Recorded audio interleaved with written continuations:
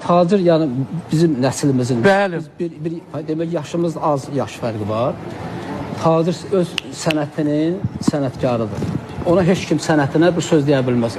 Və mən onun sənətini də sevirəm, özünü də bir insan kimi sevirəm və uşaq vaxtında oxuduğu o Bayat Şiraz ki var, o tarixdir.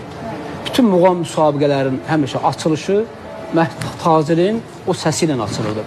Və Kənan da təbii ki o tacir müəllimin o səsindən ruhlanaraq təbii ki ondan öyrənib oxumuşdu. Amma mən əldə etdiyim məlumatlara görə məndə var, üzr istəyirəm sözü. Bayat Şirazda tacir müəllimin qeyri-adi etdiyi o bir-iki dənə improvizə boğazlardır ki, onu dəyişib, yəni ana xəttindən çıxardır, düzdürmü? Yəni tacir müəllim ana Bayat Şirazdan bir damcı o bəzi yerləri var, o Kənan da oxuyur həmişə. Onu improvizə edib deyə onu özünkiləşdirib. Amma Bayat Şirazın musiqisi başqa bir muğamdan. Aydındır, başqa əsas muğamlardan biridir. Yəni orada tacir müəllimin özəlləşdirdiyi bir o boğazlar. Amma o oxuduğu ki, o hissə ki var, o tarixdir. Məsələn, onu heç kim dana bilməz.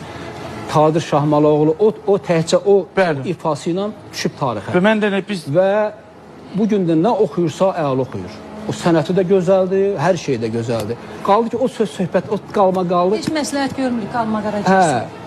Məncə onun ehtiyacı yoxdur. Mən də elə gəlir ki, tacir müəllimin bugün belə şeydir. Onu niyə əsəbləşdiriblər, bəlkə hansısa mühitdə deyib o sözü, mən onu bilmirəm. Ola bilər özündən Çünki onun o söz deməyə ehtiyacı, çünki o doğrudan sənətinin sənətkarıdır.